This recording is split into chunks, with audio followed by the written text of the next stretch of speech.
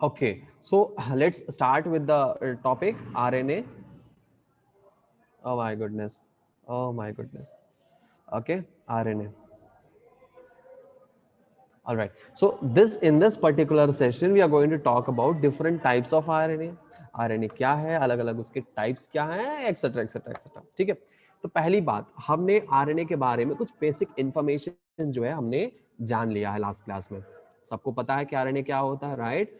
चलिए, तो अभी हम लोग क्या करने वाले हैं, उस RNA के पार्ट से, उस DNA के पार्ट से थोड़ा बहुत क्वेश्चंस पूछ लेते हैं, ताकि चेक कर लें कि ये जो गैप है, इस गैप में आप लोगों ने रिवाइज किया है कि नहीं किया है. ठीक है, तो शुरू करते हैं कुछ क्वेश्चंस के साथ. जिसको भी आंसर पता होगा वो अपना हाथ उठाएगा. ठीक है, और जो पहले हाथ उठाएगा उसको जवाब देने का मौका मिलेगा. ठीक है, अपने पार्टिसिपेंट्स लिस्ट में हाथ उठाने का ऑप्शन होगा, उसमें आप हाथ उठाना है आपको. जो पहले हाथ उठाएगा, जो मुझे स्क्रीन पे दिखेगा पहले, नेटवर्क प्रॉब्लम से मे भी हो सकता है डिले आए, लेकिन जो मुझे स्क्रीन पे पहले दिखेगा उसको मैं प्रेफरेंस दूंगा आंसर देने के लिए. ठीक है, तो इसलिए तैयार हो जाइए. देखकर आंसर नहीं करिएगा प्लीज, इट्स अ रिक्वेस्ट, क्योंकि ये सब आपको, आप लोगों के भलाई के लिए ही हम कर रहे हैं, है ना? तो हम लोग क्या करेंगे, डीएनए से स्टार्ट करेंगे question. Now the question is from, not only from DNA, it's from nucleic acids. And यहाँ पे हम पार्टिसिपेंट्स लिस्ट खोल देते हैं. Okay, now first question is thiamine is a, ठीक है, first question is thiamine is a, option A enzyme, option B vitamin, option C pyrimidine, option D purine. ठीक है, यस, पहले सबसे पहले आंसर हाथ उठाने वाली है मीनू. तो मीनू को दिया जाता है प्रेफरेंस कि आंसर बताएं, उसके बाद वैष्णवी, उसके बाद रिया. सो मीनू अपना आंसर अब चैट बॉक्स में दे दीजिए हमें. यस, सो मीनू ने, हाँ बिल्कुल बिल्कुल, thiamine is a enzyme, vitamin, pyrimidine, purine. Yes, Meenu ने सही जवाब दिया. इसके साथ मिलता है इनको एक क्लैप. ठीक है, पैसे नहीं दे सकते but I can give you applause. ठीक है, मीनू ने सही जवाब दिया, शिवानी ने भी सही जवाब दिया. बाकी लोग भी अपना अपना आंसर्स चैट बॉक्स में डालते जाइए. ठीक है, क्योंकि मीनू ने एवरीवन कर दिया तो सबको पता चल ही गया होगा. ऑलराइट, चलिए अगला सवाल. यस यस यस, सबका आंसर जो भी आएगा अब सही आएगा, क्योंकि एवरीवन का हो गया था, राइट? चलिए, तो नेक्स्ट क्वेश्चन पूछते हैं, और सब अपना अपना हाथ नीचे कर लीजिए फटाफट से. Yes yes yes yes yes yes yes yes, very good very good very good. हाँ चलो, next question. DNA differs from RNA, यही क्वेश्चन है. DNA differs from RNA question है. ऑप्शन क्या है कि डीएनए आरएनए से कैसे डिफरेंट है, क्वेश्चन है. ऑप्शन क्या है, in the nature of sugar alone, this is the first option, in the nature of sugar alone. Second option, in the nature of purines alone. Option C, in the nature of sugar and pyrimidine. Option D, none of the above. DNA RNA से कैसे differ है? वैष्णवी ब्याहुत, वैष्णवी ने सही हाथ उठाया actually. ठीक है, पहले आंसर. फिर से क्वेश्चन रिपीट करते हैं, उसके बाद रिया ने हाथ उठाया है. DNA differs from RNA, option A, in the nature of sugar alone, in the nature of purines alone, in the nature of sugar and pyrimidines, none of the above. Next Meenu ने हाथ उठाया, उसके बाद अलग अलग लोगों ने हाथ उठाया. चलिए कोई बात नहीं, पहले वैष्णवी को ऑप्शन देते हैं, मौका देते हैं. ठीक है, वैष्णवी अपना आंसर सर चैट एक बॉक्स बार में. और ऑप्शन रिपीट करिए ना. हाँ ठीक है, करते हैं. First option, in the nature of sugar alone. Option B, in the nature of purines alone. Option C, in the nature of sugar and pyrimidines. And option four, none of the above. DNA differs from RNA. Yes, Vaishnavi ने सही उत्तर दिया है. इसी के साथ बनती हैं, जीतती हैं ये भी एक ताली. ठीक है, भारती कुमारी ने भी सही आंसर दिया है, वैष्णवी ने भी सही आंसर, शिवानी ने भी सही आंसर दिया है यहाँ पे. वेरी गुड आस्था, वेरी नाइस, बहुत बढ़िया. इसका, इससे ये पता चलता है, यस निधि कुमारी, वेरी नाइस. इससे ये पता चलता है कि आप लोगों ने ध्यान से लेक्चर को सुना है और रिवीजन भी किया है. Good, very good. चलिए, दो क्वेश्चन हो गया. तीसरा क्वेश्चन हम लोग पूछते हैं. सभी ने सही आंसर दिया है, बहुत बढ़िया. अपना अपना हाथ नीचे कर लीजिए. मीनू अपना हाथ नीचे करिए. और नेक्स्ट क्वेश्चन, ये क्वेश्चन ऐसा है जो कि बहुत ही इंपॉर्टेंट है. ठीक है, और बहुत इजी है. ठीक है, okay. The base pairs of DNA, ठीक है, हम यहाँ पे ऑप्शंस लिख देते हैं पहले ताकि आप लोगों को ज्यादा टाइम ना लगे। ऑप्शन ए इसका रहेगा ए टी एंड सी। पूरा ऑप्शन लिखने के बाद ही अपना हाथ उठाएं प्लीज, ठीक है। हम जब बोले तभी हाथ उठाएं, उसके पहले हाथ जो उठाएगा वो कैंसिल हो जाएगा। जब हम बोलेंगे तभी आपको हाथ उठाना है, ठीक है। A double bond T and C double bond G. Option C A double bond T and C triple bond G. And option D A triple bond T and C triple bond G. ये question है, आस्था राधे ने हाथ उठाया है, वैष्णवी ने हाथ उठाया, लेकिन जब हम बोलेंगे तभी हाथ उठाना, ये मैंने बोला था आपको, लेकिन आप लोगों ने हाथ पहले उठा लिया, सो आपको हम नहीं मौका देंगे। क्वेश्चन अभी हम पूरा भी नहीं किए हैं, सिर्फ ऑप्शन लिखे हैं यहाँ पे।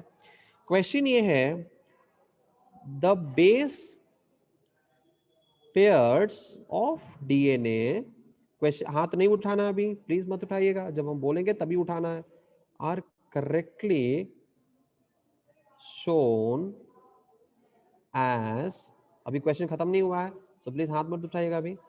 अब आप लोग हाथ उठा सकते हैं। यस, पहले आंसर, आस्था ने पहले हाथ उठाया है, नेक्स्ट मीनू, वैष्णवी, आयुषी, उसके बाद सान्या पंचल, ओके, संजना कुमारी। चलिए आस्था, अपना आंसर मुझे दीजिए। बहुत सिंपल सा क्वेश्चन है, बहुत सिंपल सा क्वेश्चन है, बहुत उतना ही इंपॉर्टेंट है ये, उतना ही इंपॉर्टेंट है ये, ठीक है। आस्था ने आंसर दिया है, आस्था ने सही आंसर दिया है, संजना ने सही आंसर दिया, सान्या पंचल ने सही आंसर दिया है, मीनू ने भी सही आंसर शायद दे दिया है। यस, कोई बात नहीं। आप देखिए, मेरा मकसद यहाँ पे कंपटीशन करवाना नहीं है, मेरा मकसद ये है कि आप लोग सही आंसर दो, दैट्स इट। तो आप बाद में भी हाथ उठा के अगर आंसर चैट बॉक्स में प्राइवेटली दे देते हैं, दैट्स रियली वेरी नाइस, ठीक है, I appreciate that. Meenu option C सही आंसर दिया, C answer is really correct, ठीक है। यहाँ पे कौन सा आंसर सही है? यहाँ पे आंसर सही है सी। क्यों सही है इसका भी हम मतलब यहाँ पे बता देते कारण, क्योंकि यहाँ पे डबल बॉन्ड है और I know and we know that A double bond T and C triple bond G is the right answer, because यहाँ पे ट्रिपल बॉन्ड बनाता है सी और जी के बीच, इसीलिए क्या है, स्ट्रॉन्ग है। और ए और टी के बीच डबल बॉन्ड बनाता है और इसीलिए ये वीक है। इसीलिए जब भी डीएनए रेप्लिकेशन होता है, जब भी डीएनए रेप्लिकेशन होता है, पहले कट हम लोग कहाँ करने की कोशिश करते हैं? ए और टी में, क्योंकि वीक फोर्स होता है। ये संदेश, वेरी नाइस। संदेश ने हाथ उठाया है, हाँ पूछिए संदेश, कोई दिक्कत है तो पूछिए, नहीं तो आंसर है तो चैट बॉक्स में डालिए प्राइवेटली, ठीक है, don't put it for everyone, ठीक है। तीन क्वेश्चन हो गए, चौथा क्वेश्चन है, और ये क्वेश्चन इंपॉर्टेंट उतना ही है जितना इसके पहले वाला था, ठीक है। और इसका आंसर भी आप लोगों को जब हम बोलेंगे तभी हाथ उठाना है और तभी देना है। आई बात समझ में? Voice in video not clear? मेरा वॉइस क्लियर नहीं है?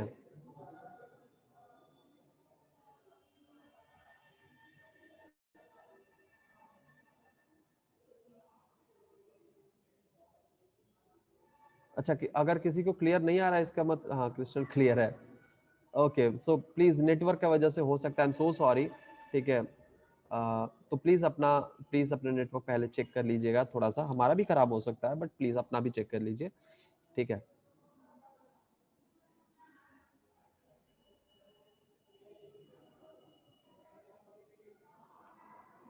ओके, चलिए। सो क्वेश्चन यहाँ पे है, बहुत इंपॉर्टेंट है। Nucleic acids were discovered by option A Watson and Crick. जब बोलेंगे तभी हाथ उठाना है, please remember. Option B Khorana, option C Wilkins and option D, अब आप लोग अपना अपना हाथ उठा सकते हैं। मीनू ने हाथ पहले उठाया है, उसके बाद ओजस्वी ने उठाया है, उसके बाद अब किसी ने नहीं उठाया। मीनू ओजस्वी, यस मीनू। नेक्स्ट उठाया है प्रशांत ने, संजना ने, यस वैष्णवी ने, Bharti Kumari, Riya Kumari, Aastha Aaradhya, yes, very good, इसका मतलब सबको पता है। प्लीज बता दीजिए, पहला preference goes to Meenu. Yes, सबने अपना अपना आंसर डाल भी दिया, क्या बात है, क्या बात है, very good very good very good very good, all right. तो यहाँ पे मिक्स्ड आंसर्स मुझे मिल रहे हैं। 50% ऑफ द ऑडियंस बोल रहा है वाटसन एंड क्रिक और 50% बोल रहा है मिएस्चर। और जो सही जवाब है वो क्या है? सही जवाब होगा आपका ए नहीं होगा, डी होगा सही जवाब। मेस्चर इज द राइट आंसर। ठीक है, मेस्चर इज द राइट आंसर, क्योंकि न्यूक्लिक एसिड को इन्होंने डिस्कवर किया, but DNA double helical structure होगा ये बताया था वाटसन एंड क्रिक ने। ठीक है, न्यूक्लिक एसिड जो है वो मेस्चर ने डिस्कवर किया, बट वाटसन एंड क्रिक ने क्या किया, बताया कि हमारा जो डीएनए है ये डबल हेलिकल स्ट्रक्चर होगा, इसीलिए double helical Watson and Crick model of DNA कहते हैं। Yes yes, very good, Friedrich Miescher. हमने लास्ट क्लास में बताया था कि फ्रेडरिच मिएस्चर ही थे वो इंसान जिन्होंने न्यूक्लिक एसिड को क्या किया था, डिस्कवर किया था। बताया था कि नहीं बताया था? नहीं बताया था? ओ माय गुडनेस, शायद बताया था मैंने।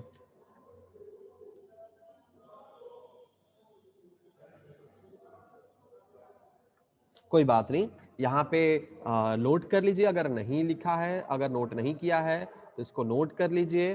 ठीक है, बताए थे, ओके। फ्रेडरिच, हाँ, ये एफ शॉर्ट फॉर्म में भी लिख सकते हैं, एफ मिएस्चर। ठीक है, ये शॉर्ट फॉर्म में भी आप लोग लिख सकते हैं, ऐसे भी आप लोग याद रख सकते हैं। ठीक है, so this is the fourth question and now goes to the last question, we are moving towards the last question. ठीक है, और ये क्वेश्चन ऐसा है कि जो पहले आंसर करेगा, आई मीन जिसको हम बोलेंगे सिर्फ वही आंसर करेगा, बाकी और कोई आंसर नहीं करेगा, क्योंकि जो अभी आंसर कर रहे फ्रीक्वेंटली रिसेंटली, आई मीन अभी जो क्वेश्चन में आंसर किया था, ठीक है, रिपीटेडली वही आंसर कर रहे हैं, बाकी लोग चुपचाप तमाशा देख रहे हैं, तो ऐसा नहीं चलेगा। ठीक है, नेक्स्ट हम उन्हीं से क्वेश्चन पूछेंगे जो आंसर अभी तक नहीं दिए हैं। ठीक है, so next question goes to a particular person, और वो लकी विजेता कौन है? वो लकी विजेता है यहाँ पे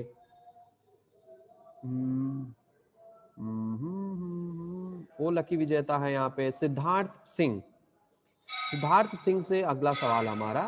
ठीक है, सिर्फ सिद्धार्थ सिंह ही आंसर करेंगे, और सिद्धार्थ सिंह अगर आंसर नहीं करते हैं तो फिर सिद्धार्थ सिंह को पनिशमेंट मिलेगा। ठीक है, चलो सिद्धार्थ सिंह, आपका क्वेश्चन ये है कि which one of the following pairs is not correctly matched. ठीक है, this is your question. Option A क्या है? रिकॉम्बिनेंट डीएनए किसको कहते हैं? डीएनए फॉर्म्ड, आपको सिर्फ करेक्टली मैच पेयर मार्क करना है, formed by the joining of segment of DNA. सब लोग ध्यान से सुनिएगा क्वेश्चन। डीएनए, आई मीन देखिएगा, different sources, option B purine, nitrogenous bases, cytosine, thiamine and uracil. Option C ATP, the principal energy carrying compound in the cell, and option D rRNA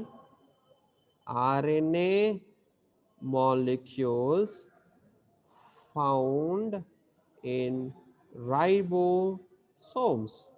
ठीक है, this is the question, आप लोगों को choose करना है इसमें सही जवाब। आई मीन पहला हमने किससे पूछा था, हमने क्वेश्चन किससे पूछा है, हमने क्वेश्चन पूछा है, किससे पूछा है भाई, हो सिद्धार्थ सिंह। सिद्धार्थ सिंह आप अपना आंसर दीजिए चैट बॉक्स में। सिद्धार्थ हाँ सिद्धार्थ सिद्धार्थ सिद्धार्थ सिद्धार्थ अपना आंसर दीजिए चैट बॉक्स में। सिद्धार्थ सिंह ने देखा है, आंसर दिया है, आंसर गलत है सिद्धार्थ। सान्या पंचल ने ऑप्शन आंसर दिया है, आंसर गलत है सान्या पंचल का भी। ठीक है, ओके निधि का सही है, सिद्धार्थ का आंसर गलत है, वैष्णवी का भी आंसर गलत है। चलिए अब यहाँ पे अभिदित्य राणा, अगला सवाल है अभिदित्य राणा से। आई मीन ये सवाल अभिदित्य राणा को जाता। अभिदित्य राणा आप बताइए कि ये सवाल सही है, आई मीन इसमें से कौन सा ऑप्शन सही आएगा। अभ्यदित्य राणा, आप वॉइस ऑन करके भी बता सकते हैं। अभ्यदित्य राणा, और आपको एक्सप्लेन भी करना है। Yes Abhyaditya Rana please come on, I am expecting much from you, I am expecting right answer actually. Yes Abhyaditya Rana, are you there, आप हैं?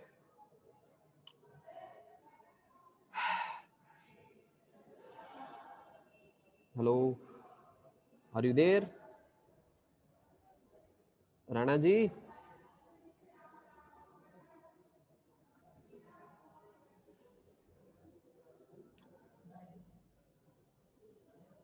क्वेश्चन को ध्यान से पढ़िएगा, उसके बाद आंसर दीजिएगा, ठीक है? कोई भी हो, पहले क्वेश्चन को ध्यान से पढ़िए और फिर ऑप्शंस को।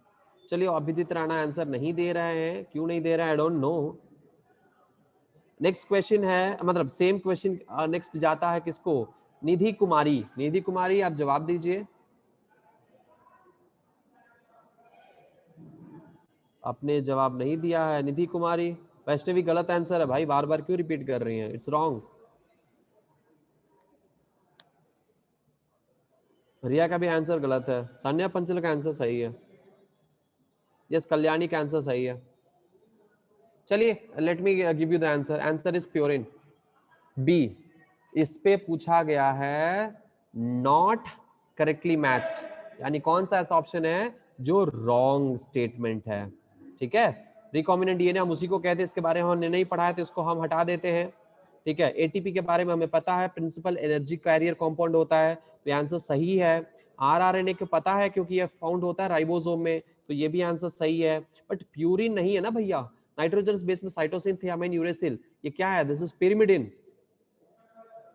तो ये गलत है ना, तो ये आंसर सही आएगा ना, बिकॉज क्वेश्चन में पूछा है रॉन्ग स्टेटमेंट। निधि बोली थी बी, चलिए कोई बात नहीं, निधि आपने बी बोला तो बहुत बढ़िया, आपका आंसर सही है। ठीक है, चलो तो ये था, प्लीज क्वेश्चन को अच्छे से पढ़ना चाहिए। आप लोगों को शायद लग रहा होगा कि राइट आंसर पूछा है, लेकिन यहाँ पे करेक्ट आंसर नहीं पूछा था, यहाँ पे रॉन्ग आंसर पूछा था, रॉन्ग स्टेटमेंट पूछा था। यही गड़बड़ करते हैं बच्चे एग्जाम में, और गड़बड़ करके चले आते हैं और कहते हैं oh my sir, oh my God sir, यहाँ पे हमने तो नॉट देखा ही नहीं, हमने यहाँ पे इनकरेक्ट पूछता है, इन देखा ही नहीं, हमने लगा करेक्ट आंसर के बारे में पूछ रहा है। That is what the biggest mistake you guys do in the examination. ठीक है, ये मिस्टेक नहीं करना है। ठीक है, बोल रहे थे कि इनकरेक्ट मैच है, इनकरेक्ट मैच के वजह से यहाँ पे आप लोग गलत कर देते हो। यहाँ पे देख लो, यहाँ पे प्यूरिन क्या है, प्यूरिन इनकरेक्ट है, आई मीन यस इनकरेक्ट है, क्योंकि प्यूरिन क्या होता है, अडीनाइन और गुआनाइन होता है ना, adenine and guanine is a purine compound, है ना, purine molecule. Cytosine thiamine and uracil कुछ देर अभी हम पढ़े, क्वेश्चन देखे कि थियामिन क्या है, पिरिमिडिन है ना, और ये प्यूरिन में दिया है, ये गलत आंसर है। और यहाँ पे नॉट लिखा हुआ है, which means it's wrong answer, wrong answer के बारे में पूछ रहा है। तो क्वेश्चन को अच्छे से पढ़ना होता है, उसके बाद ऑप्शन को सही से पढ़ना होता है। ठीक है, question is very very important. पहले आंसर में जाने से पहले क्वेश्चन को हमें करीब 2 से 3 बार अच्छे से पढ़ लेना होता है। एक बार पढ़े और ऑप्शन चूज कर दिए, that is very wrong ideology, ऐसा नहीं करना चाहिए। वेरी रॉन्ग थॉट की एक बार पढ़ के हम आंसर दे देंगे, नहीं। 30 सेकेंड से 1 मिनट आपके पास इनफ टाइम है कि आप सोच सकते हो अच्छे से। ठीक है, तो इसीलिए पहले अच्छे से इन्वेस्ट करो टाइम क्वेश्चन पढ़ने में। ठीक है, और क्वेश्चन जब अच्छे से पढ़ लोगे, अपने आप आंसर सही होगा। जितने भी आंसर्स गलत होते हैं उसमें से मैक्सिमम ऐसे आंसर्स होते हैं जो बच्चे क्वेश्चन पढ़ते ही नहीं, आप लोग पढ़ते ही नहीं है, क्वेश्चन नहीं अच्छे से पढ़ते। एक बार घर पे जाकर आराम से जब क्वेश्चन पढ़ते तो अरे हमने क्या मिस्टेक कर दिया, सर पीटोगे बाद में। यस, ठीक है, तो इसीलिए क्वेश्चन को अच्छे से पढ़ा करिए, उसके बाद आंसर्स दीजिए। चलिए आज के लिए बस इतना ही, बहुत टाइम ले लिए हम। यहाँ पे शुरू करते हैं टाइप्स ऑफ आरएनए का, नॉन जेनेटिक आरएनए। ठीक है, हम यहाँ पे पढ़ रहे हैं non genetic RNA. Non genetic RNA में हमने क्या देखा था, 3 चीजें देखी। क्या क्या देखा, यहाँ पे देखा एम आरएनए, उसके बारे में, उसके बाद हमने देखा यहाँ पे आर आरएनए, उसके बाद हमने क्या देखा, उसके बाद हमने देखा टी आरएनए। एम आरएनए यानी messenger RNA, messenger RNA. Are RNA in the sense ribosomal RNA, ribosomal RNA. tRNA in the sense transfer RNA. ठीक है, सो ये 3 चीज है, हम एक एक करके इसके बारे में पढ़ते हैं। पहले हम लोग शुरू करते हैं मैसेंजर आरएनए से। ठीक है, पहले हम शुरू करते हैं एमआरएनए यानी मैसेंजर आरएनए से। ठीक है, देखिएगा, ध्यान से सुनिएगा, गलती नहीं करना है। यहाँ पे कुछ इंपॉर्टेंट पॉइंट्स के साथ हम आगे बढ़ जाएंगे, डिटेल में यहाँ पे नहीं पढ़ेंगे, क्योंकि डिटेल स्ट्रक्चर आप लोग 12th में जेनेटिक्स में पढ़ोगे, तो यहाँ पे अभी जरूरी नहीं है इसका डिटेल्ड एनालिसिस करने का। इवन डीएनए का भी नहीं था, राइट? तो डीएनए हमने ब्रीफली हम लोगों ने समझ लिया कि डीएनए क्या होता है, राइट? चलो एमआरएनए शुरू करेंगे। एमआरएनए क्या होता है, पहला पॉइंट है एमआरएनए किसने, एमआरएनए जो है ये किसने बोला, एमआरएनए किसने ये सब बताया एमआरएनए। सो फर्स्ट नेम जो हमारे सामने आएगा वो है Jacob, very very IMP, Jacob and Monod. इन्होंने ही आरएनए का एमआरएनए नाम दिया था। ठीक है, 1961 में, 1961 में इन्होंने ही नेमिंग किया था, नामकरण इसका किया था। ठीक है, उन अपने इंफॉर्मेशन, अपने काम, उन्होंने इस पे काम किया था, अपने इंफॉर्मेशन और सूत्रों से जो पूरा डिटेल्स उनको मिला, उससे उन्होंने इसका नाम दिया, क्योंकि ये क्या कर रहा था, मैसेज ट्रांसफर का काम कर रहा था, और इसीलिए उन्होंने इसका नाम दे दिया मैसेंजर आरएनए।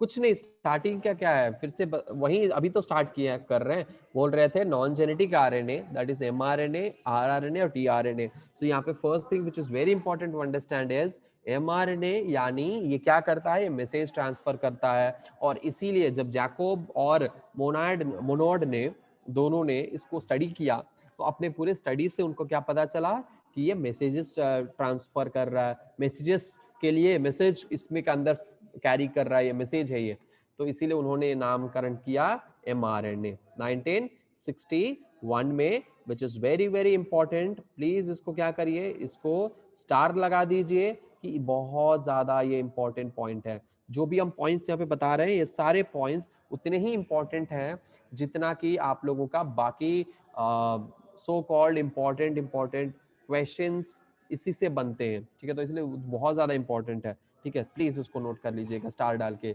ये पॉइंट अगला जो बता रहे हैं ये भी इंपॉर्टेंट है, that it's not that much important, but या इट्स इंपॉर्टेंट।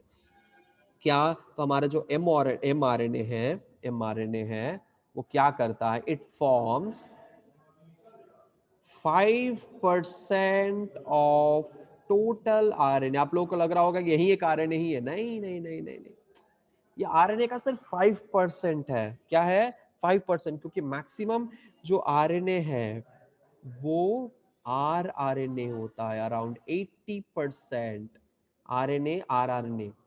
ठीक है, हम लोग देखेंगे वो अभी कुछ देर में। ठीक है, आरआरएनए के बारे में, तो टोटल आरएनए। ठीक है, ये भी इंपॉर्टेंट पॉइंट है। नेक्स्ट,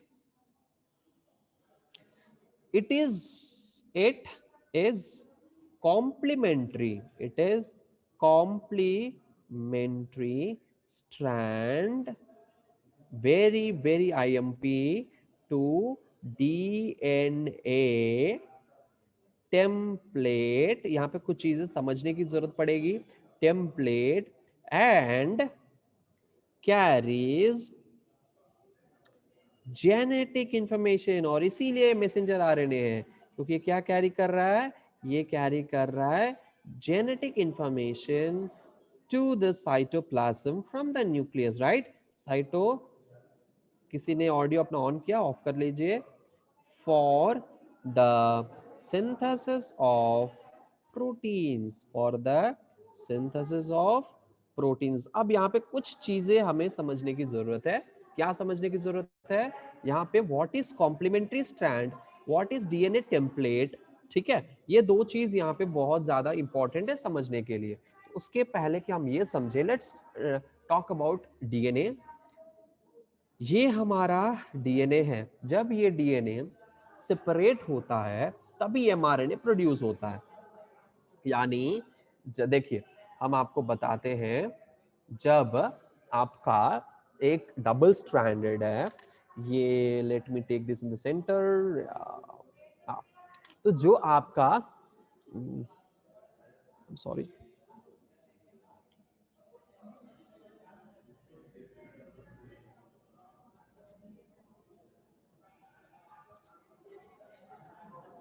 जब आपका डीएनए रेप्लिकेट होता है यानी मल्टीप्लाई होता है, तभी जब हमारा क्या है, डीएनए है, ऐसा डीएनए है, यहाँ पे स्ट्रैंड्स अटैच है, न्यूक्लियोटाइड्स, सॉरी, तो न्यूक्लियोटाइड्स अटैच है। जब ये सेपरेट होगा तब जाके इस यहां से सेंटर से आपको क्या निकलेगा, एमआरएनए निकलेगा। यानी डीएनए जब रेप्लिकेट नहीं हुआ, एमआरएनए नहीं निकला। डीएनए रेप्लिकेट हुआ तब एमआरएनए निकला।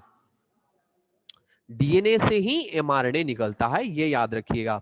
और अगर ये डीएनए है, अगर हम इसको क्या करेंगे, इसको हम स्ट्रेट कर देते हैं, लीनियर कर देते हैं, ठीक है। कॉइल्ड हेलिकल नहीं रहेगा, लीनियर है। तो ये लीनियर हमारा डीएनए है। सोचिएगा, ये स्ट्रैंड नंबर 1 है और ये स्ट्रैंड नंबर 2 है। ध्यान से सुनिएगा, स्ट्रैंड नंबर 1 है और ये स्ट्रैंड नंबर 2 है।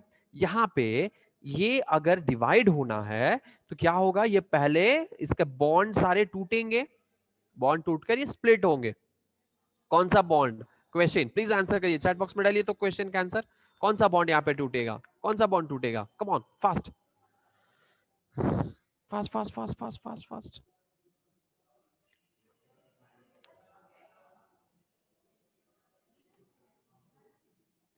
यस, मीनू ने सिर्फ आंसर दिया यहाँ पे, कौन सा बॉन्ड टूटेगा भाई? हाइड्रोजन बॉन्ड होता है ना। ओहो, आर्डिनाइन और थायामाइन के बीच में ये जो बॉन्ड है, कौन सा बॉन्ड है? हाइड्रोजन बॉन्ड है। साइटोसाइन और गुआनिन के बीच में ये जो बॉन्ड है, कौन सा बॉन्ड है? हाइड्रोजन बॉन्ड है। और हाइड्रोजन बॉन्ड उतना स्ट्रॉन्ग बॉन्ड नहीं है, लेकिन ये ट्रिपल बॉन्ड है, पर डबल बॉन्ड नहीं। फिर भी एनीवेज, सो हम क्या करेंगे, सारे डीएनए को, बॉन्ड को हम तोड़ सकते हैं। सारे डीएनए बॉन्ड को तोड़ सकते हैं। कैसे तोड़ सकते हैं? इस डीएनए के, इसको भी हम तोड़ सकते हैं। कैसे तोड़ सकते हैं? इसको भी हम तोड़ सकते हैं। कैसे तोड़ सकते हैं? एक्चुअली डीएनए को तोड़ा जाता है तो उसको कहते हैं, उसका नाम है, जैसे डीएनए को हम तोड़े, उसको हम क्या कहेंगे? उसको कहेंगे हम डीनेचुरेशन। ऑलरेडी हमने देखा इसको, डीनेचुरेशन यानी डीनेचर करना, उसको तोड़ना। उसको हम प्रोटीन को तोड़ते हैं, प्रोटीन के, हम इस प्रोटीन के जो चेन है, हम इसको बीच से इस बॉन्ड को तोड़ देंगे, उसको कहेंगे डीनेचुरेशन, यानी हम डीनेचर कर रहे हैं इसको। क्या डबल? हाँ डबल होगा ना, यहाँ पे डबल है ना। एनीवेज, ठीक है, डीनेचुरेशन होगा। तो इसको तोड़ना, तो तोड़ने के लिए हम टेम्परेचर को राइज कर सकते हैं, पीएच को राइज कर सकते हैं, या टेम्परेचर पूरा फॉल कर रहेंगे या पीएच को फॉल करेंगे, ये सब एंजाइम्स में होता है, हम लोग देखेंगे। लेकिन इसको हम क्या करेंगे, 90 प्लस, 90 डिग्री सेल्सियस प्लस में हम लोग अगर करते हैं तो डीएनए डीनेचर होने का चांस है, डीएनए डीनेचर हो जाएगा। ठीक है, क्या हो जाएगा? डीएनए डीनेचर हो जाएगा। और एग्जैक्ट इसका टेम्परेचर कितना है, क्यों ऐसा होता है, ठीक है, और भी कोई क्या मेथड है, कैसे डीएनए 90 प्लस में क्या हो जाता है, कितना टेम्परेचर एग्जैक्टली सही चाहिए, ये सब चीजें हम लोग बायोमोलिक्यूल्स में नहीं, बल्कि हम लोग पढ़ेंगे किसमें? जेनेटिक्स के चैप्टर में, 12th स्टैंडर्ड का 5th चैप्टर आई थिंक, ठीक है, 5th चैप्टर है। एनीवेज, तो क्या करेंगे, जब ये लीनियर स्ट्रैंड है यहाँ पे और ये टूट गया है, ठीक है, टूट गया है, यहाँ पे क्या हो गया, टूट गया है। जब ये टूटा, ठीक है, सेपरेट हो गया। अब ये जो स्ट्रैंड है, इस स्ट्रैंड के अगेंस्ट में हमारा कोई दूसरा स्ट्रैंड आकर क्या होगा यहाँ पे, दूसरा स्ट्रैंड आकर क्या होगा, अटैच होगा, ये दूसरा स्ट्रैंड आकर अटैच हो जाएगा, तब ये डबल हेलिकल बनेगा, आई मीन डबल स्टैंडर्ड बनेगा। किसी ने अपना वॉइस ऑन करके रखा है, प्लीज ऑफ कर लीजिए, ठीक है, बार बार हम आके वहां पे ऑफ नहीं करते रहेंगे ना, करेंगे तो फिर ये पढ़ाएगा कौन, है ना। तो प्लीज अपना वॉइस, अपना माइक खुद ऑफ कर लीजिए, जब जरूरत पड़े तभी ऑन करें, और हमसे बात करना हो तभी ऑफ ऑन करें, ठीक है।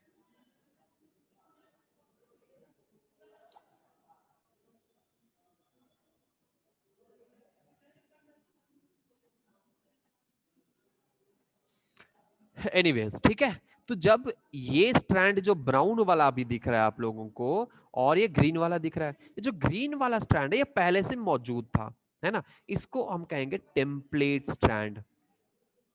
क्या कहेंगे इसको, हम कहेंगे टेम्पलेट स्ट्रैंड। और जो बाद में आकर अटैच हुआ, इसको हम कहेंगे कॉम्प्लीमेंट्री स्ट्रैंड। अब और थोड़ा एग्जैक्ट सही, ये हम नहीं, हम लोग जनरली ये देख रहे हैं, ठीक है, कॉम्प्लीमेंट्री स्टैंड। और सही इसका एग्जैक्ट जो चीजें हैं वो जेनेटिक्स में पढ़ लीजिएगा, अभी के लिए ये इंफॉर्मेशन काफी है। टेम्पलेट और कॉम्प्लीमेंट्री, कॉम्प्लीमेंट्री स्टैंड क्या, it is a complementary strand to DNA template. यानी ये जो हमारा डीएनए है, इसका ये ऑपोजिट भी है ना, कॉम्प्लीमेंट्री। यानी एमआरएनए क्या हो सकता है, देखिएगा यहाँ पे, अगर यहाँ पे एक स्ट्रैंड है जहां पे adenine adenine guanine guanine cytosine guanine guanine guanine adenine cytosine guanine है, ठीक है, ये मान लीजिए कि एक स्ट्रैंड का डीएनए है, ये क्या है, एक स्ट्रैंड है, ठीक है, ये एक स्ट्रैंड है, ये क्या है, कॉम्प्लीमेंट्री स्ट्रैंड है, सॉरी टेम्पलेट स्ट्रैंड है, ये क्या है, ये आपका टेम्पलेट स्ट्रैंड है ना, टेम्पलेट स्ट्रैंड है। अब यहाँ पे आरएनए कैसे अटैच होगा, इसका कॉम्प्लीमेंट्री है तो ए की जगह पे टी, ए की जगह पे टी, ऐसा है, टी होगा नहीं, यहाँ पे क्या होगा, यू होगा, यूरेसिल, ए की जगह पे यूरेसिल, जी के जगह पे क्या होगा, साइटोसाइन, जी के जगह पे साइटोसाइन,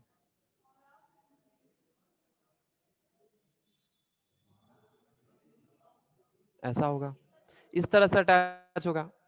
ये क्या है, ये एमआरएनए है, ये क्या है, ये एमआरएनए है, और ये एमआरएनए इस डीएनए का कॉम्प्लीमेंट्री अटैच है। ऐसे हम लोग एग्जैक्टली ऐसा होता नहीं है, ठीक है, लेकिन कैसे, तो हम यहाँ पे बस इतना समझना है कि हमारा जो आरएनए होता है ये कॉम्प्लीमेंट्री स्ट्रैंड होता है, यानी ये मेन स्ट्रैंड नहीं है, ये अटैच्ड स्ट्रैंड है, ठीक है, डीएनए टेम्पलेट के साथ जो जुड़ा रहता है, और जो वहां से उसका कोडिंग जब ये स्प्लिट होता है तो वहां से उसका जो कोड है, ठीक है, वहां से उसका जो इंफॉर्मेशन है, यानी ये जो इंफॉर्मेशन है यहाँ पे ये प्रोटीन बनाएगा, यही वो डीएनए का ओरिजिनल इंफॉर्मेशन है, ठीक है, लेकिन इसको कोड के फॉर्म में यहाँ पे आरएनए जो है कॉपी किया इसको, और फिर ये साइटोप्लाज्म के अंदर ले आया, साइटोप्लाज्म के अंदर ये ले आया, और वहां पे जब ये डिकोड करेंगे तो यहाँ पे हम इसको इसका स्ट्रैंड के साथ जब अटैच करेंगे तो क्या निकलेगा, ए ए, क्योंकि यू के जगह पे ए आएगा, ए ए जी जी सी जी, यही है हमारा डीएनए का स्ट्रैंड,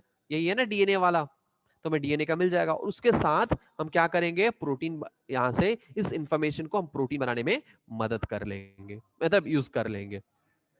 समझ में आ रहा है, यानी हमारा जो एमआरएनए है it's a complementary strand to DNA template, और हम लोग टेम्पलेट क्या है और कॉम्प्लीमेंट्री क्या है ये हम लोगों ने यहाँ पे समझ लिया है। समझ में आया कि नहीं आया, बोलो जल्दी से, समझ में आया कि नहीं आया। अपना माइक आप लोग अब ऑन नहीं कर पाएंगे, ठीक है, अपना चैट बॉक्स में डालिएगा, डालिए फटाफट से, समझ आया कि नहीं आया।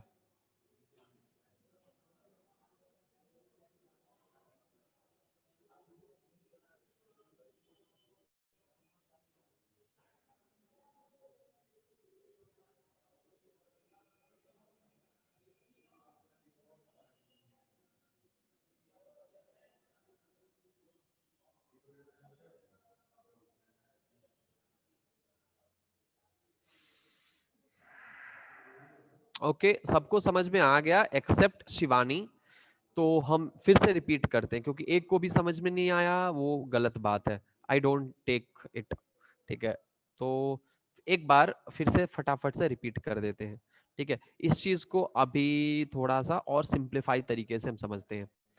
शिवानी आप मुझे बताइए कि क्या टेम्पलेट और कॉम्प्लीमेंट्री स्ट्रैंड का मतलब समझ में आ गया कि किसको टेम्पलेट कहते हैं? टेम्पलेट और कॉम्प्लीमेंट्री दोनों नहीं जाता है, सिर्फ ये कॉम्प्लीमेंट्री स्ट्रैंड यानी सिर्फ एमआरएनए जाता है साइटोप्लाज्म में, और ये राइबोसोम है, और ये मान लीजिए कि स्ट्रैंड आ रहा है, इस राइबोसोम के अंदर जाएगा, यहाँ पे कोटिंग होंगे, कोडिंग डिकोडिंग होंगे, प्रोटीन बनेगा, है ना, प्रोटीन बनेगा। सो ये राइबोसोम के अंदर जाएगा और यहाँ पे प्रोटीन सिंथेसिस होंगे। क्या होंगे? प्रोटीन सिंथेसिस होंगे, और यही कोडिंग यहाँ पे इस पॉइंट पर ये कोड क्या होगा? डिकोडिंग होगा इस कोड का, और प्रोटीन बनेगा, और वो प्रोटीन आपके बाकी जो ऑर्गेनेल्स के मेम्ब्रेन फॉर्मेशन हो या फिर हमारा सेल का प्लाज्मा मेम्ब्रेन फॉर्मेशन हो, उस सब में ये काम कर सकता है। मे बी हॉर्मोन्स बना, कुछ भी हो सकता है, एनीथिंग, दिस प्रोटीन में बी एनीथिंग। ठीक है, तो ये चीज है। शिवानी, क्या आपको हमारा ये कॉम्प्लीमेंट्री और टेम्पलेट स्ट्रैंड समझ में आया कि नहीं आया? प्लीज आप ही से पूछ रहे हैं हम। ओके शिवानी, प्लीज आंसर करिए, आप ही के लिए हम फिर से रिपीट कर रहे हैं, सो प्लीज आंसर करिए।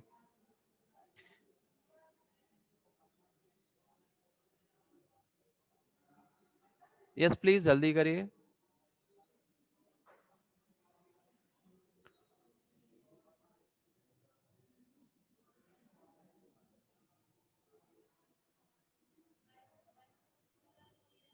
एनीवेज, बस इतना आप लोगों को समझ लेना है कि टेम्पलेट क्या है। टेम्पलेट हमारा जो ओरिजिनल डीएनए है सेपरेट होगा तो उसका जो ऑपोजिट में, क्योंकि जब सेपरेट हुआ यहाँ पे दो अलग अलग हो गए, तो यहाँ पे अकेले अकेले न्यूक्लियोटाइड है, क्योंकि ऑपोजिट में कोई स्ट्रैंड नहीं है। जो ऑपोजिट में आकर जो न्यूक्लियोटाइड यहाँ पे अटैच होकर इसको डबल बॉन्ड बनाएगा, जो आकर अटैच हो रहा है, ये कॉम्प्लीमेंट्री स्ट्रैंड होगा, और ये क्या होगा? ये टेम्पलेट स्ट्रैंड होगा। टेम्पलेट के ऑपोजिट में जो रहता है उसको हम कॉम्प्लीमेंट्री स्ट्रैंड कहते हैं।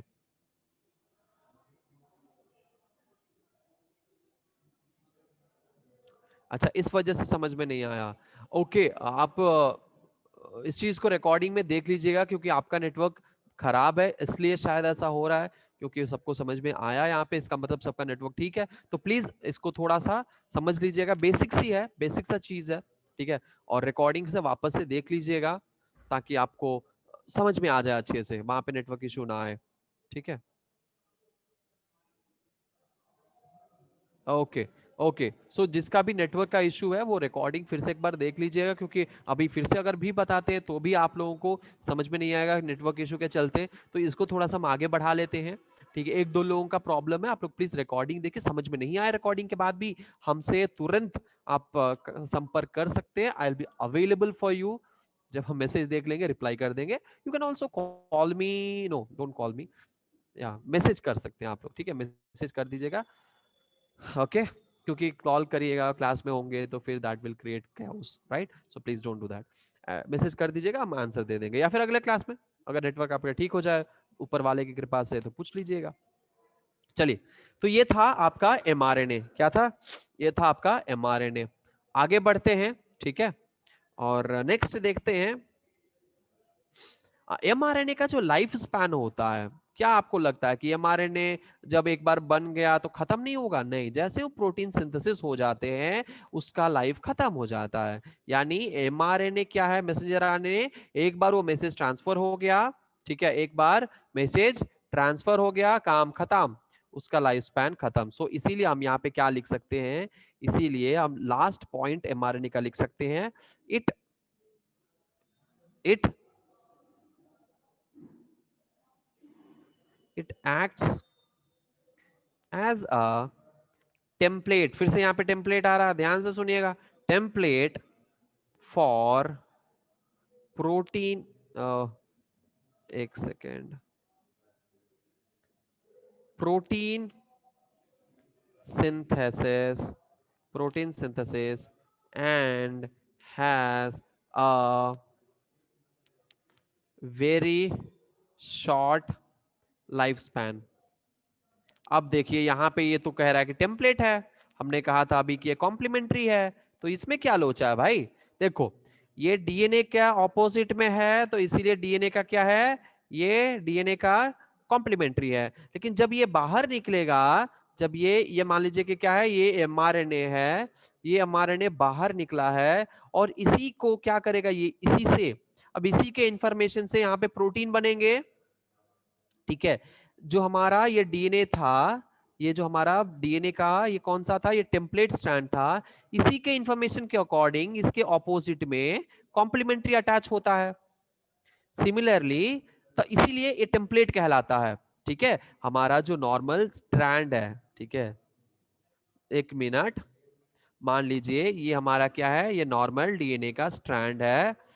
ठीक है, ये जो है वो सेपरेट हो गया है। ठीक है, क्या हो गया है, ये सेपरेट हो गया है। ठीक है, अब इसके ऑपोजिट में जो आकर अटैच होगा, इसी के इंफॉर्मेशन के अकॉर्डिंग, अगर यहाँ पे ए होगा तो यहाँ पे आकर टी अटैच होगा, यहाँ पे अगर सी होगा तो यहाँ पे जी अटैच होगा, इसी के इंफॉर्मेशन के अकॉर्डिंग ये आकर अपना स्ट्रैंड ये अटैच करता है, और इसीलिए इसको हम टेम्पलेट कहते हैं, और ये कॉम्प्लीमेंट्री है। सिमिलरली जो एमआरएनए यहां से निकला है, उसी के इंफॉर्मेशन के अकॉर्डिंग हमारा प्रोटीन बनेगा, यहाँ पे प्रोटीन बनेगा, और इसीलिए इस एमआरएनए को प्रोटीन सिंथेसिस के रिगार्ड्स में, ठीक है, प्रोटीन किस, ये प्रोटीन बना है यहाँ पे, प्रोटीन की सिंथेसिस के रिगार्ड्स में अगर हम बात करेंगे तो एमआरएनए टेम्पलेट स्ट्रैंड कहलाएगा, क्योंकि इसी कोडिंग के इंफॉर्मेशन से ही ये प्रोटीन फॉर्म होगा, सो ये टेम्पलेट स्ट्रैंड कहलाएगा प्रोटीन सिंथेसिस के रिगार्ड्स में। समझ में आया? अगर हम डीएनए के रिगार्ड्स में बात करेंगे तो एमआरएनए डीएनए का कॉम्प्लीमेंट्री स्ट्रैंड होगा, और अगर प्रोटीन के से रिगार्ड्स में बात करें तो प्रोटीन के लिए एमआरएनए का स्ट्रैंड के जो कोड रहेगा उसी के अकॉर्डिंग प्रोटीन बनेगा, और इसीलिए एमआरएनए यहाँ पे टेम्पलेट होगा, और हमारा प्रोटीन यहाँ पे जो बन रहा है वो कॉम्प्लीमेंट्री स्ट्रैंड की वजह से बन रहा है। तो हम कह सकते हैं, ठीक है, कि mRNA act as template for protein synthesis. ठीक है, आई बात समझ में? आई बात समझ में? यहाँ पे बोलो समझ में, अगर आ गई तो सब अपना अपना थम्स अप या हाथ उठा के मुझे समर्थन देते। ठीक है, भारी बहुमत से जिता दे, इलेक्शन का माहौल चल रहा है ना। और अगर नहीं आया तो चैट बॉक्स में डालिए कि किस पार्ट में आपको समझ में नहीं आया, किस जगह आपको समझ नहीं आया।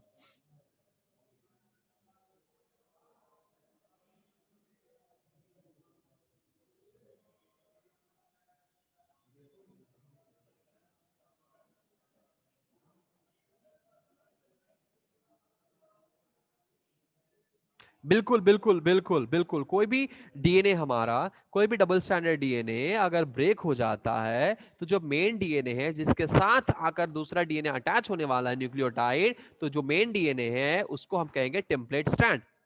ठीक है, यानी अगर ये ब्रेक हो जाता है तो इसके साथ ये आकर अटैच हुआ है, क्या होता है कि जब ये ब्रेक हो गया, यहाँ पे मान लीजिए क्या है, ये हमारा नॉर्मल एक डीएनए का स्ट्रैंड है, ये जब ब्रेक हुआ तो ये सिंगल स्ट्रैंड बन गया।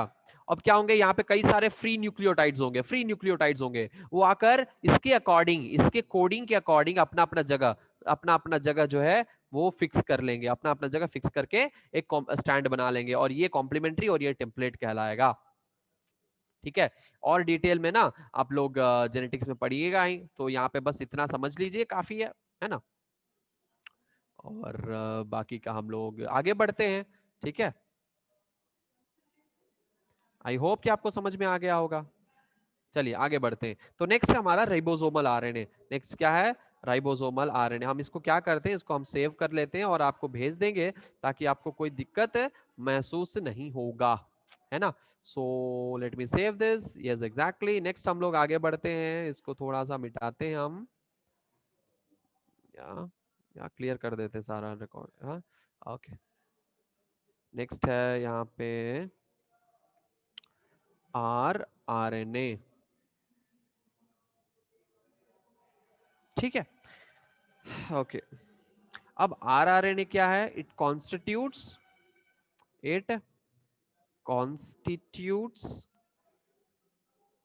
80% of total RNA of the cell. Very very important, very IMP. It occurs in ribosome. Yes, सही है। Next point, it occurs in ribosome सही पॉइंट है, ठीक है। नेक्स्ट क्या है? नेक्स्ट अगर हम बात करें, यस, अगर हम बात करें यूकैरियोटिक सेल का, ठीक है, तो इनसाइड राइबोसोम, हाँ जी,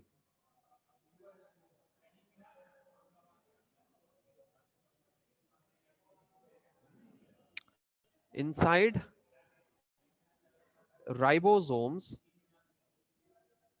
inside ribosomes of eukaryotic cells, rRNA occurs in the form of, in the form of 4 different molecules, 4 different molecules,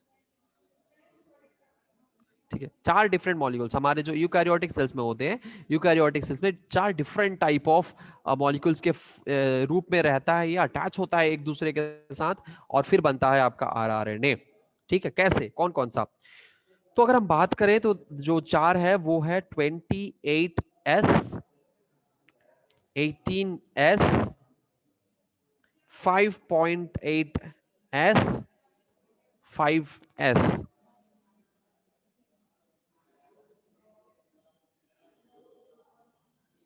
ठीक है। ये जो 28, 18 और सॉरी 28 और 18 नहीं, 28, 5.8 और 5S, ये तीनों क्या करता है? तीनों लार्जर सब यूनिट में होता है। किसमें होता है? लार्जर, लार्जर सब यूनिट में होता है। आपको पता है ना, आपको पता है कि राइबोसोम में एक स्मॉलर सब यूनिट होता है और एक लार्जर सब यूनिट होता है। तो लार्जर सब यूनिट यानी 60S सब यूनिट में होता है, ठीक है। और हमारा जो 18S है ये किस में होता है? शॉर्टर में होता है, स्मॉल सब यूनिट, ठीक है। दैट इज योर 40S में होता है। अंडरस्टैंडिंग? क्योंकि ये राइबोसोम में होता है, वी हैव टू अंडरस्टैंड कि ये स्मॉलर सब यूनिट है, ये क्या है? ये स्मॉलर सब यूनिट है और ये लार्जर सब यूनिट है। तो कौन सा इसमें, क्योंकि डिफरेंट 4 डिफरेंट मॉलिक्यूल्स हैं, यस, राइबोफोरिन प्रोटीन के साथ अटैच रहता है, यहाँ पे राइबोफोरिन होता है ना, राइबोफोरिन के साथ अटैच होता है।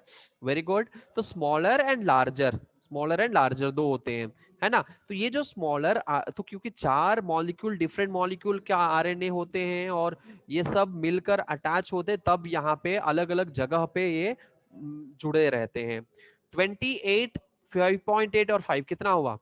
28 प्लस 5.8, ऐसे नहीं लिखेंगे ना, 28 प्लस 0 पॉइंट, नहीं पता नहीं इसको कैसे लिखेंगे मैथमेटिक्स में, आप लोग जोड़ लीजिएगा, आई डोंट नो। ठीक है, चलो एक काम करते हैं, यहाँ पे हम 28 प्लस 5 कितना हुआ? 30, 33 plus 5.8, so 33 plus 5 38.8, oh my goodness 38 ही आ रहा। तो इतना जो है, इतना तो इसको हम ऐसे जोड़ते नहीं है, क्यों नहीं जोड़ते हैं बताइए तो आप लोग? हम लोग ऐसे नहीं जोड़ेंगे इसको, क्यों नहीं ऐसे जोड़ेंगे? Because it is not easy to add like this, because it's depend on sedimentation rate. It's not about the size, it's not about the size or shape, it is about the sedimentation rate. कौन कौन सा molecule कितना sedimentation rate होता है उसके according होता है। S stands for sedimentation rate, right? इसका एक और नाम है, वो बताइए तो जरा क्या होता है? सेडिमेंटेशन रेट हम जनरली कह रहे हैं, लेकिन इसका एक और नाम होता है, इसका जिसे कह सकते हैं फुल फॉर्म क्या होता है, जरा बताइए तो हमें। Sedberg and something like that, no? किसी किसी फॉरेनर के नाम से नहीं आता है कुछ ऐसा? आई थिंक आता है Svedberg unit, yes exactly, Svedberg unit कहते हैं इसको, ठीक है, एस को। और ये सेडिमेंटेशन यूनिट कहलाता है, सेडिमेंटेशन के अकॉर्डिंग ये सेपरेट होता है। तो हमारा जो 28 है, 5.8 और 5 है, तीनों मिलाकर लार्जर सब यूनिट में होते हैं, 28S, 5.8 एंड 5S लार्जर में और 18S स्मॉलर में होता है। क्लियर है ये सब चीज? क्लियर है? ये यूकैरियोटिक सेल के बारे में बात कर रहे हैं। अगर हम बात करें प्रोकैरियोटिक सेल का, प्रोकैरियोटिक सेल का। तो प्रोकैरियोटिक सेल में 23s होते हैं, 16s होते हैं एंड 5s आरएनए होता है, ठीक है, जो कि प्रेजेंट होता है।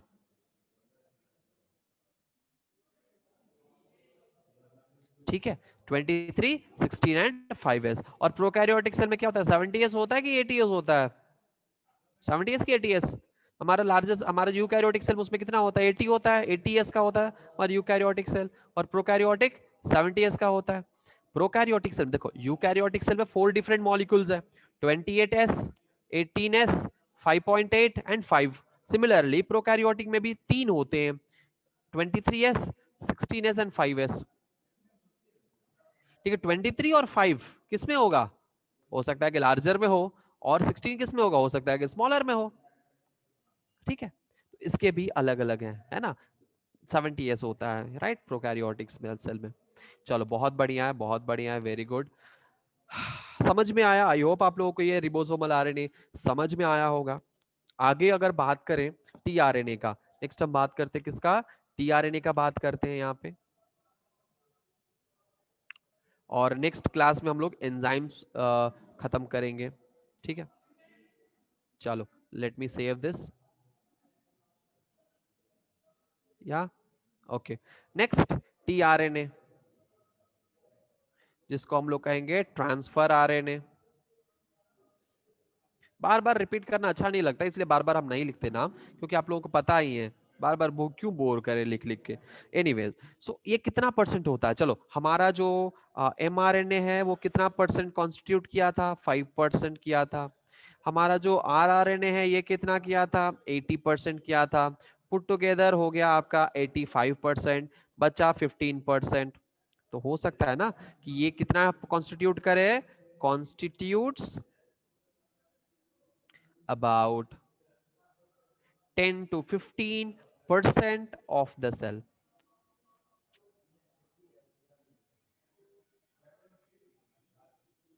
All right, exactly.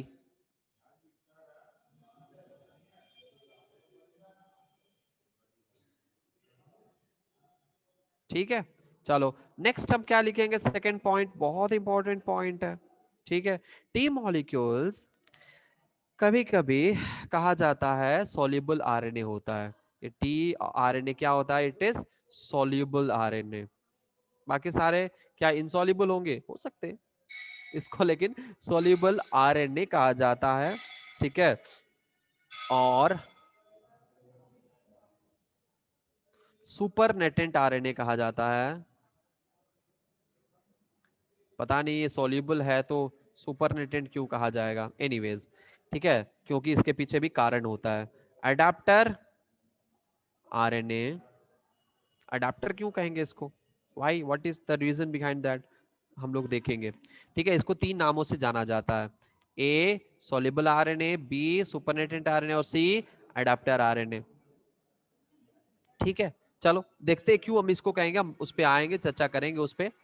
Third point, very important point, T RNA molecule जो होता है स्मॉलेस्ट मॉलिक्यूल होता है, स्मॉलेस्ट मॉलिक्यूल containing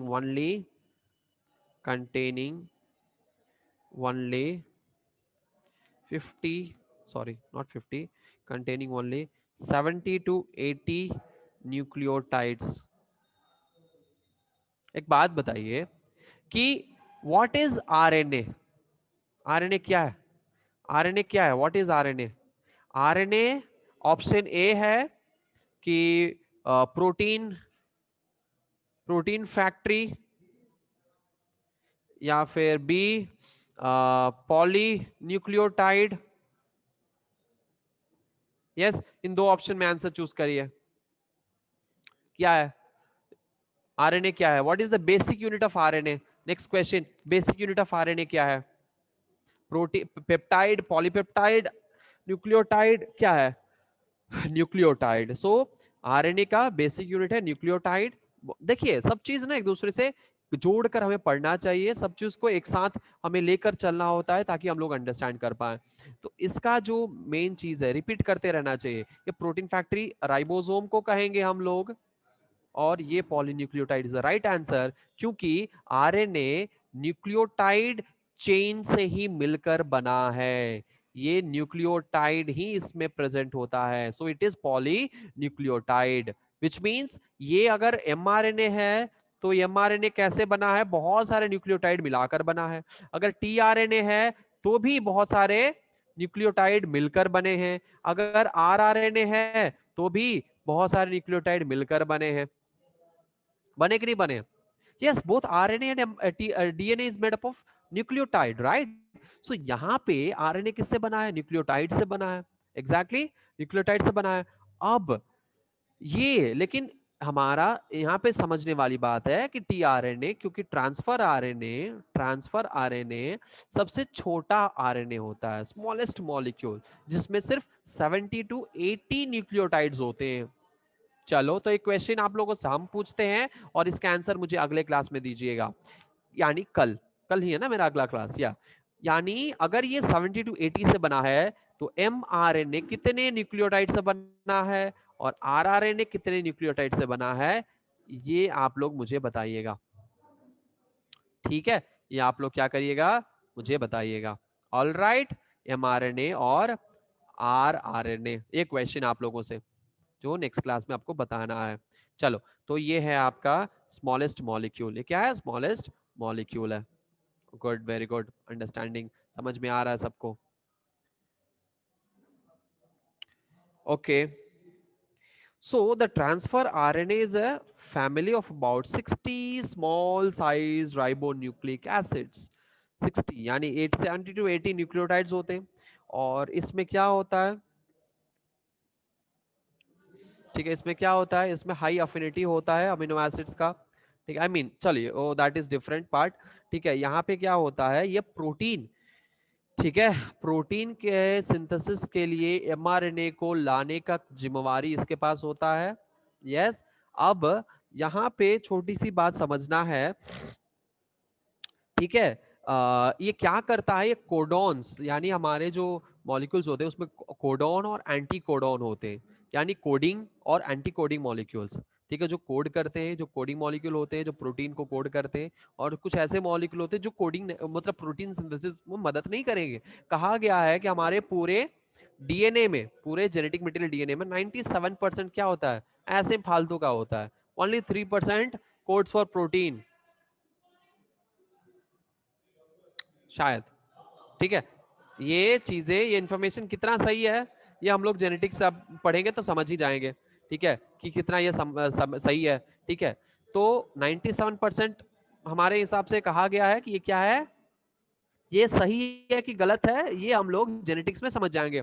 लेकिन यही होता है कि हमारे डीएनए में कुछ कोडिंग होते हैं, कुछ नॉन कोडिंग एरिया भी होता है। ठीक है, तो कोडिंग एरिया किस लिए होता है, अच्छा, अगर इसलिए ये कहा गया है क्योंकि हमारे डीएनए में म्यूटेशन हमेशा होता रहता है, हर सेल डिवाइड होता है, म्यूटेट होता है। तो जो 97% ऑफ द डीएनए में जब म्यूटेशन होगा, फर्क ही नहीं पैदा, की फर्क पैदा, मतलब फर्क ही नहीं पड़ता है।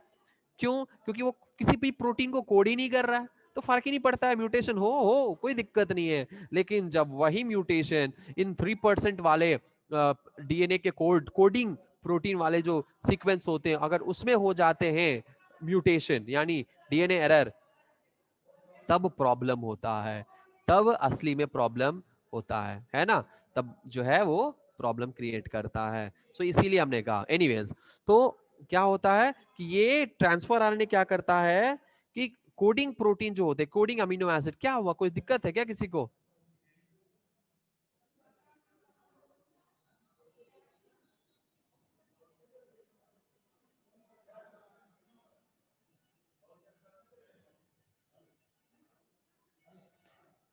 ओके, सो हमने ये कहा यहाँ पे जो कोडिंग प्रोटीन होते हैं, जो कोडिंग होते हैं, कोडिंग पार्ट ऑफ एमआरएनए, उसको ये टीआरएनए रिकॉग्नाइज कर लेता है बहुत इजीली। ठीक है, so that is another one important point. Anyways, आगे बढ़ेंगे, ठीक है, और यहीं पे समाप्त करेंगे आरएनए, इति आरएनए वाक्या समाप्त। ठीक है, आरएनए हो गया खत्म। ठीक है, बेसिक इंफॉर्मेशन हमने आरएनए का देख लिया। अब ये स्ट्रक्चर के बारे में अगर देखा जाए कि इसका स्ट्रक्चर कैसे होता है ना, structure is important to understand. तो स्ट्रक्चर हम लोग देखेंगे अगले क्लास में, आरएनए का एक बार स्ट्रक्चर देख लेंगे, और एंजाइम हम लोग शुरू करेंगे अगले क्लास में। मेटाबॉलिज्म के बारे में थोड़ा बहुत पढ़ लेंगे, ठीक है, क्या है मेटाबॉलिज्म, ऐसे हम लोग पढ़ ही चुके हैं एनीवेज, ठीक है। तो हम लोग एंजाइम्स के बारे में पढ़ेंगे, उसका हिस्ट्री पढ़ेंगे, टाइप्स ऑफ एंजाइम्स पढ़ेंगे, उसका नोमेनक्लेचर पढ़ेंगे, उसका मैकेनिज्म्स। अगले क्लास में कोशिश करेंगे कि हम ये सारा खत्म कर दें, और फिर हो जाएगा आपका बायोमोलिक्यूल्स एंड। एक अभी 2 क्लास लगेंगे बायोमोलिक्यूल्स के, यानी इस वीक में आपका बायोमोलिक्यूल्स हो जाएगा खत्म। ऑलराइट, चलो तो आज के लिए बस इतना ही, आगे हम लोग अगले क्लास में कंटिन्यू करेंगे। तब आई होप आपका ये जो सेशन है ये समझ में आया होगा आपको, है ना।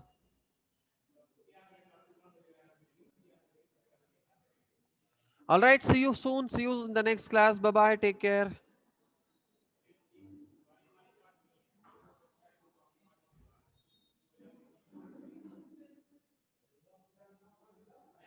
जीनोमिक आरएनए, ऐसा आरएनए जो जीन को कोड कर, जीन जेनेटिक के लिए जो जेनेटिक इंफॉर्मेशन कैरी करता हो, उसको हम जीनोमिक आरएनए कहते हैं, ठीक है।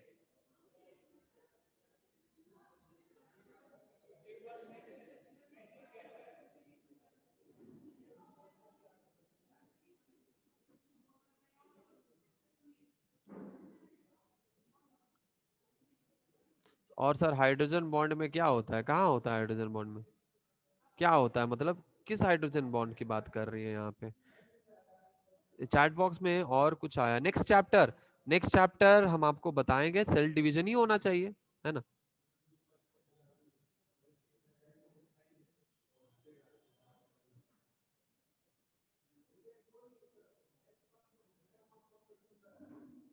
सेल वाला क्वेश्चन, अच्छा फ्लिप फ्लॉप क्वेश्चन वाला बात कर रही है वैष्णवी, फ्लिप फ्लॉप, राइट।